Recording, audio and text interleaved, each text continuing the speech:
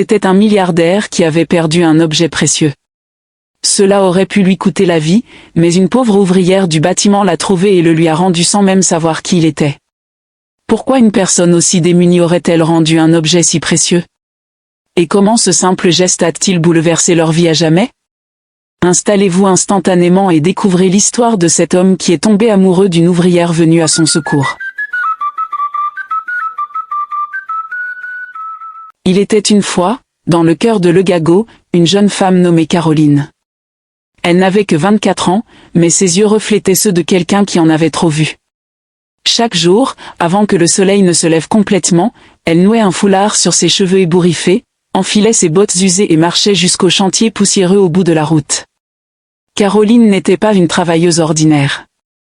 Elle portait des blocs sur sa tête, mélangeait du ciment avec une pelle et poussait des brouettes pleines de sable sans jamais se plaindre. Elle suait sous le soleil brûlant, gagnant sa vie à la dure. La vie n'avait jamais été juste avec elle. À seulement 12 ans, ses parents étaient morts dans un accident de bus en rentrant du village. Personne n'était venu les aider. Aucun parent ne les avait recueillis. Elle s'était retrouvée seule avec ses 2 jeunes frères et sœurs, Daniel, qui n'avait que 8 ans, et Blessing, qui venait d'avoir 6 ans. À partir de ce moment, Caroline était devenue leur mère, leur père et leur espoir. Elle avait d'abord vendu du pain au bord de la route. Puis elle avait lavé les vêtements des gens.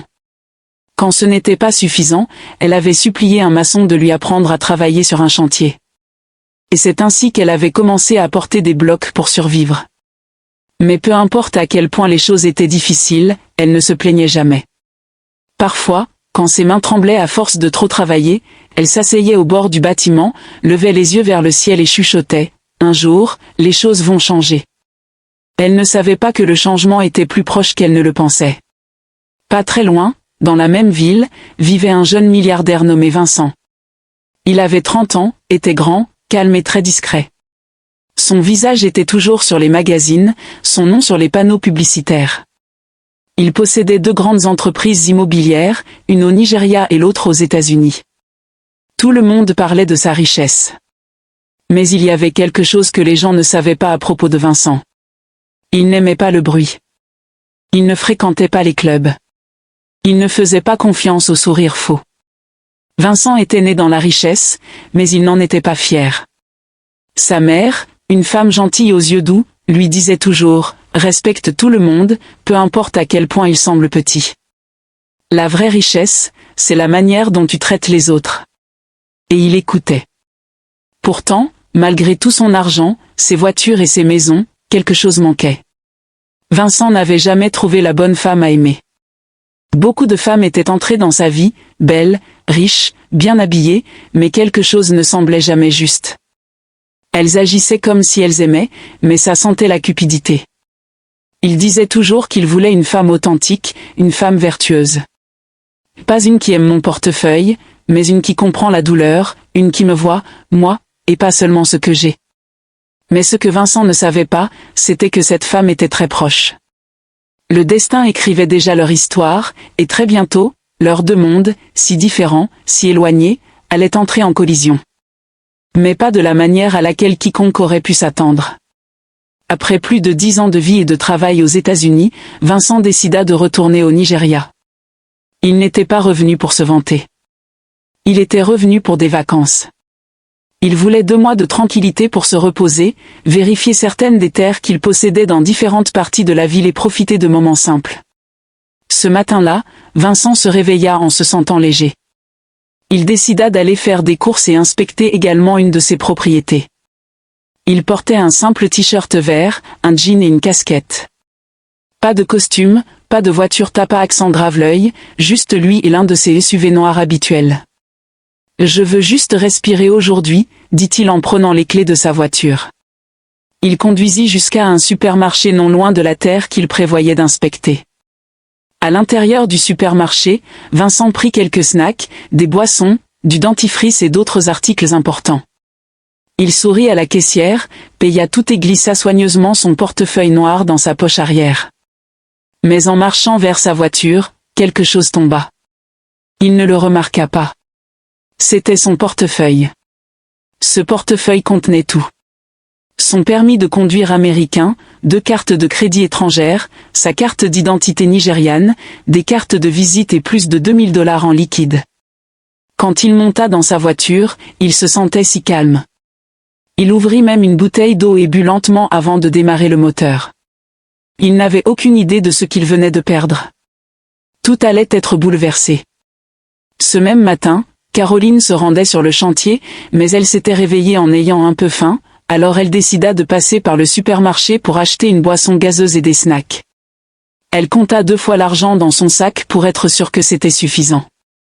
Après avoir acheté ce dont elle avait besoin, elle sortit discrètement du supermarché, mais quelque chose attira son regard près de la zone de stationnement des véhicules du supermarché. Un portefeuille noir. Elle s'arrêta. Elle regarda autour d'elle. Personne ne semblait chercher quoi que ce soit. Elle s'approcha, se pencha lentement et le ramassa. Il semblait lourd. Elle regarda à l'intérieur et vit beaucoup d'argent étranger, des cartes de visite et quelques documents. Les yeux de Caroline s'élargirent. « Ah, qui a laissé son portefeuille ici ?» dit-elle doucement. Elle fit un pas en arrière, ouvrit correctement le portefeuille et vit des cartes de visite. Elle en prit une et essaya de lire le numéro, mais il avait un code international. Il n'y avait pas de contact WhatsApp, et aucun numéro nigérian n'était répertorié. Elle essaya d'appeler le numéro étranger, mais il ne se connectait pas. Pendant un moment, elle regarda autour d'elle à nouveau. Personne n'était revenu chercher quoi que ce soit. Elle aurait pu s'éloigner. Personne ne l'aurait su, mais quelque chose dans son cœur lui disait non. Elle retourna dans le supermarché et se dirigea droit vers la caissière. « Excusez-moi, dit-elle. J'ai trouvé ce portefeuille dehors, près de la zone de stationnement. Je pense qu'il est tombé de la poche de quelqu'un. » La caissière eut l'air surprise. « Vous voulez dire que quelqu'un a perdu ce genre de portefeuille ?» dit la caissière. Caroline hocha la tête. « Oui, s'il vous plaît, donnez-le à la sécurité. Quand le propriétaire viendra, s'il vous plaît, rendez-le lui. » La caissière la regarda. « Vous êtes une bonne personne, merci. » Elle tendit le portefeuille à la caissière et sortit. À la station-service non loin du supermarché, Vincent s'arrêta et descendit de sa voiture. Le préposé s'approcha de lui avec un sourire. « Bonjour, monsieur. »« C'est le plein ?» demanda le jeune homme. « Oui, s'il vous plaît, » dit Vincent. « Vous payez par carte de débit ou en liquide ?» demanda le préposé. « Carte de débit » dit Vincent.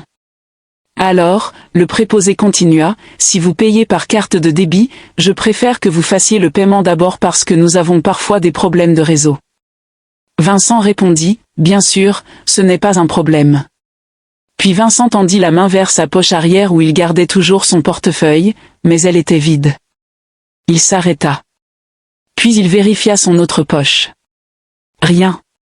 Il ouvrit la portière de la voiture et fouilla le siège avant sous le tableau de bord, entre les sièges. Toujours rien. Il se déplaça vers la banquette arrière et regarda dans son sac, son dossier. Toujours rien.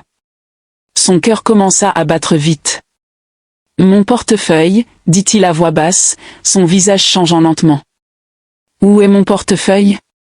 Il regarda le préposé à la pompe. « Donnez-moi une minute, s'il vous plaît. » Vincent sauta sur le siège du conducteur et repartit immédiatement. En conduisant vers le supermarché, il murmura pour lui-même, « S'il te plaît, Dieu, qu'il soit là. Laisse-moi trouver mon portefeuille là-bas. » Ce portefeuille contenait tout. Des cartes de visite importantes, son permis de conduire américain et d'autres cartes d'identité importantes. Quelques minutes plus tard, il se gara devant le supermarché et descendit rapidement. Il se dirigea droit vers la caissière au comptoir et dit « Excusez-moi, s'il vous plaît. J'étais ici il y a environ 1 heure. Je pense avoir perdu mon portefeuille. Quelqu'un l'a-t-il vu ?» La caissière le regarda attentivement.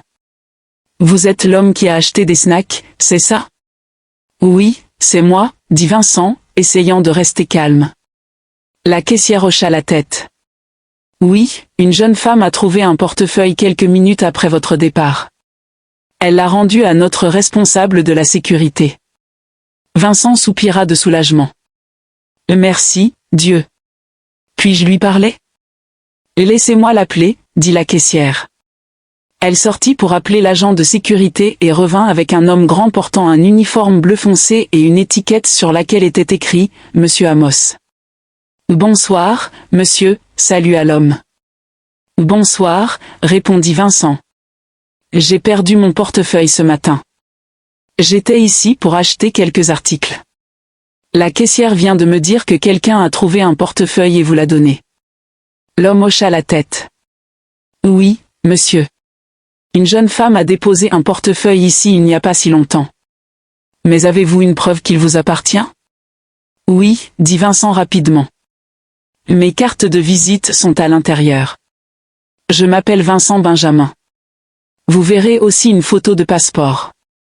L'agent de sécurité ouvrit le petit tiroir à côté du comptoir et sortit le portefeuille noir. Il l'ouvrit et vit les cartes de visite et la photo. Il regarda Vincent. Vous avez raison. C'est le vôtre. Il lui tendit le portefeuille. Vincent l'ouvrit lentement, un côté à la fois. Tout était encore là. L'argent, les documents, les cartes. Rien ne manquait. Il serra le portefeuille fermement et se tourna vers eux deux. Où est la dame? Celle qui a rendu ceci. La caissière sourit. Elle n'a pas dit grand-chose. Elle est juste venue acheter des snacks et une boisson gazeuse. Elle a vu le portefeuille dehors et l'a apporté. Vincent cligna des yeux. Elle n'a pas laissé de numéro. Non, monsieur, répondit la caissière. Elle n'a même pas attendu un merci. Vincent marqua une pause, puis demanda un petit morceau de papier et un stylo. Il écrivit soigneusement son numéro de téléphone. Il plia le papier et le donna à la caissière. « S'il vous plaît, dit-il. Si jamais elle revient ici, donnez-lui ceci.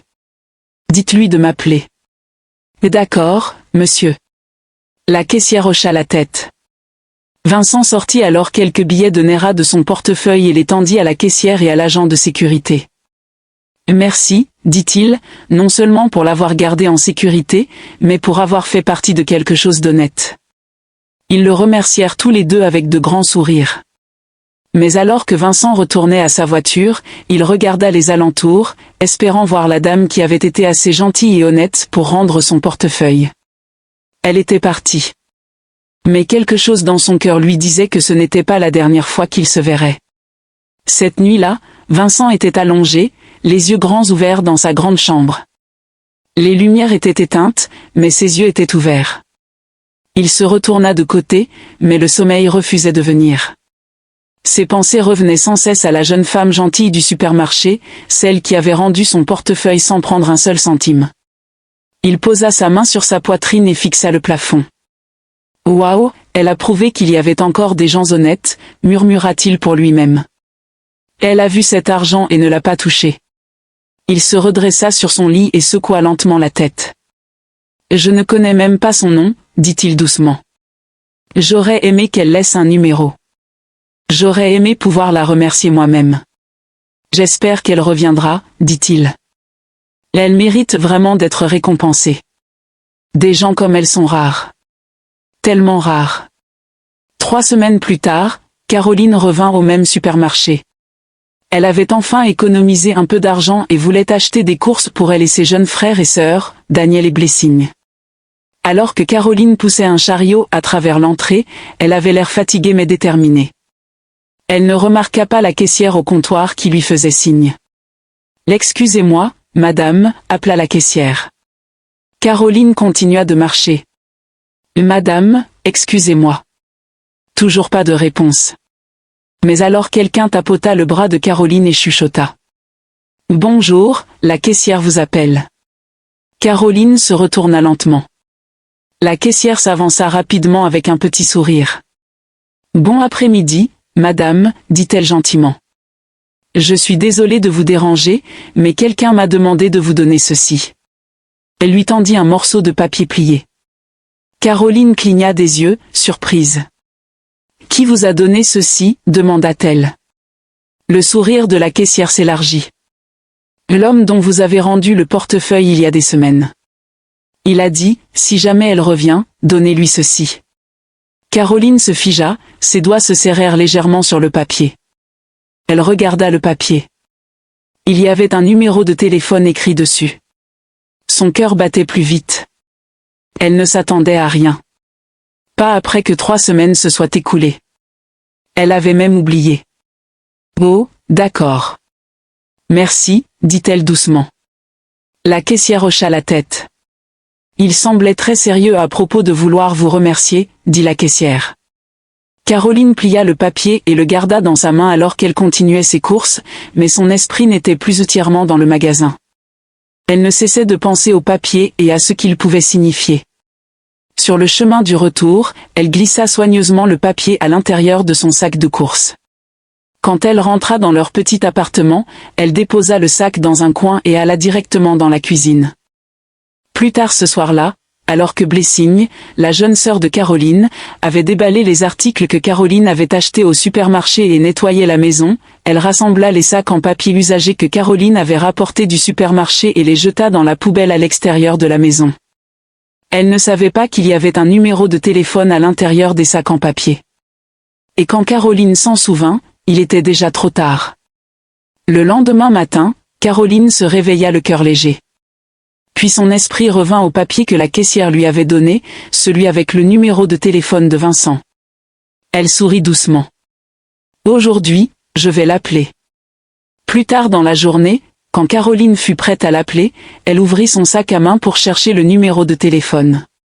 Puis elle s'arrêta. Elle se souvint soudain qu'elle avait placé le morceau de papier à l'intérieur du sac de courses qu'elle avait rapporté du supermarché. Elle appela rapidement, Blessing. Blessing répondit de l'extérieur de la maison. Quand elle entra, Caroline dit, « S'il te plaît, aide-moi à chercher le sac en papier que j'ai rapporté hier. Il y a un petit morceau de papier à l'intérieur. » Blessing se figea un moment, puis répondit, « C'est quelque chose d'important. » « Parce que je l'ai déjà jeté hier. » Les yeux de Caroline s'élargirent. « Oh non !» Sans réfléchir, elle sortit pieds nus dans la rue, droit vers la grande poubelle verte au coin de la rue. Elle ne se souciait pas de qui la regardait. Elle atteignit la poubelle, ouvrit le couvercle, mais elle était vide. Complètement vide. Le collecteur d'ordures était déjà passé. Caroline resta là, figée. Son cœur se serra. Elle regarda la poubelle vide et sentit quelque chose se serrer dans sa poitrine. Ses mains tombèrent le long de son corps. Ses jambes se sentirent faibles. Elle s'assit lentement sur le trottoir à côté de la poubelle. Elle fixa le sol et murmura, « Dieu, pourquoi maintenant? Comment cela a-t-il pu arriver ?» Des larmes roulèrent sur ses joues, silencieuses et régulières. Mais après quelques minutes, elle essuya son visage avec le bord de sa robe. Elle se leva et dit doucement à elle-même, « Si c'est censé être, ça arrivera quand même. » Elle pensa retourner au supermarché pour dire à la caissière, peut-être demander le numéro à nouveau, mais alors qu'elle se retournait pour partir, elle s'arrêta. Elle ne voulait pas avoir l'air désespérée, alors elle prit une profonde inspiration et rentra lentement chez elle. Mais au fond de son cœur, quelque chose espérait encore. 2 semaines passèrent. La vie continua. Caroline retourna travailler sur le chantier, se levant tôt, rentrant tard comme d'habitude. Puis, un samedi matin, sa voisine frappa à la porte. « Caroline, dit la femme, il y a une distribution gratuite au secrétariat du gouvernement local. Il distribue de la nourriture, des livres et même des boissons gratuites. C'est de la part d'une grande entreprise immobilière. Tu devrais y aller avec tes frères et sœurs. J'y serai aussi. » Caroline hocha la tête. « Allons-y. » Quand ils arrivèrent à l'événement, l'endroit était rempli mais paisible. Les gens faisaient la queue. Des bénévoles distribuaient de l'eau en bouteille, des boissons et des paquets de riz. Caroline reçut un petit paquet de riz et de la pâte de tomate. Alors qu'elle se retournait pour partir, quelque chose attira son regard. Près de la table des rafraîchissements, une dame aidait à servir du jus. Son visage lui semblait familier. Caroline regarda à nouveau. C'était la caissière du supermarché. La dame leva les yeux, plissa les yeux, puis sourit brillamment. « Là, toi. Tu es celle qui a rendu le portefeuille, non ?» Caroline sourit. « Toi aussi. Oui, madame. C'est moi. Mais j'ai perdu le numéro que vous m'avez donné. Le sourire de la dame s'élargit. Elle se pencha et chuchota. L'homme est ici. C'est lui qui sponsorise tout cet événement. Le cœur de Caroline fit un bond. Elle se figea. Ses yeux balayèrent lentement la foule. Est-ce le moment qu'elle attendait? La caissière regarda autour d'elle un moment, puis pointa doucement du doigt vers un SUV noir garé tranquillement au coin du terrain. C'est lui, dit-elle en souriant. C'est l'homme assis dans ce SUV. Laisse-moi aller lui dire que tu es ici. Les yeux de Caroline s'élargirent. Elle secoua rapidement la tête. Non, non, s'il te plaît, ce n'est pas nécessaire, dit-elle doucement. Je ne suis pas venue pour ça. Mais la caissière s'était déjà retournée et marchait vers le SUV avec un large sourire sur le visage. Caroline resta là, figée. Son cœur battait vite. Elle sentit ses mains transpirer. Quelques secondes plus tard, elle vit la caissière s'approcher de la voiture, se pencher légèrement et parler à l'homme à l'intérieur, pointant du doigt vers Caroline. Puis l'homme descendit. C'était Vincent. Il regarda dans la direction que la caissière indiquait. Puis ses yeux rencontrèrent ceux de Caroline. Il s'approcha d'elle lentement et quand il l'atteignit, il s'arrêta et sourit doucement. « Je t'ai enfin rencontré, dit-il d'une voix calme. Caroline sourit en retour, timidement. « Bon après-midi, monsieur. »« Comment tu t'appelles » demanda Vincent. « Je m'appelle Caroline, » dit-elle, sa voix douce mais claire. Vincent hocha la tête et sourit à nouveau, secouant lentement la tête. « Tu n'as aucune idée du temps que j'ai passé à essayer de te trouver, » dit-il. Caroline regarda le sol, puis répondit « J'ai perdu le numéro que la caissière m'a donné. Je l'avais mis dans un sac, mais mes frères et sœurs l'ont jeté. » Vincent sourit légèrement. « Je suis désolé pour ça, mais peut-être que ce n'était pas une erreur. Peut-être qu'on était censé se rencontrer ici. » Il la regarda avec gentillesse. « Comment as-tu entendu parler de cet événement ?» Caroline répondit, « Une voisine me l'a dit, alors j'ai décidé de venir. »« C'est bien. Je suis vraiment content que tu sois venu. » Puis il sortit son téléphone et le lui tendit. « S'il te plaît, écris ton numéro ici, » dit-il. Caroline prit le téléphone avec les deux mains et écrivit soigneusement son numéro. Puis il lui donna un appel manqué immédiatement pour qu'elle puisse l'enregistrer. « Appelle-moi quand tu rentreras à la maison, » dit Vincent doucement. Caroline sourit brillamment. « D'accord, monsieur, » répondit-elle, sa voix pleine de joie. Avant de partir, Vincent sortit de sa voiture une petite enveloppe brune. Il la lui tendit discrètement. « Juste un petit quelque chose, » dit-il. « Utilise-le pour tes courses. » Les yeux de Caroline se remplirent de gratitude. Elle serra l'enveloppe contre sa poitrine. « Merci, monsieur. »« Que Dieu vous bénisse, » dit-elle. Vincent sourit à nouveau, hocha la tête, puis se retourna vers le groupe d'organisateurs à proximité. Caroline se retourna et commença à marcher vers la route principale. Elle arriva à l'arrêt de bus, attendit quelques minutes, puis un petit bus jaune allant dans sa direction arriva. Alors que Caroline montait dans le bus, elle se faufila dans un petit espace près de l'arrière. Le bus était déjà plein et le bruit de la circulation emplissait l'air. Elle s'assit rapidement, posant son sac à main sur ses genoux. Quelques minutes après le début du trajet, le bus commença à ralentir. Ils étaient arrivés à son arrêt de bus. Caroline se leva rapidement pour sortir de l'argent pour payer le chauffeur, mais juste au-dessus de l'argent se trouvait son téléphone. Sans réfléchir, elle souleva le téléphone et le posa doucement sur ses genoux pour pouvoir atteindre l'argent en dessous. Le chauffeur cria alors, « Madame, où est l'argent ? S'il vous plaît, descendez. Vous me faites perdre du temps. » Caroline attrapa l'argent, le tendit et prit rapidement son sac et le paquet de riz qu'elle avait reçu de l'événement. Sous la pression de descendre avant que le bus ne redémarre, elle oublia la seule chose qu'elle avait posée sur ses genoux, son téléphone. Elle se leva vite, descendit du bus et rejoignit la foule sur le trottoir. La porte du bus se referma derrière elle et le chauffeur s'éloigna. À l'intérieur du bus en mouvement, le téléphone de Caroline roula silencieusement du siège au sol, inaperçu. Elle n'avait aucune idée de ce qu'elle venait de laisser derrière elle. Pas encore. Quand elle rentra chez elle, elle ouvrit son sac pour sortir son téléphone. Elle voulait appeler Vincent et dire merci encore, mais le téléphone avait disparu. Ce n'est qu'à ce moment-là qu'elle se souvint que le téléphone était sur ses genoux et qu'elle s'était levée trop vite.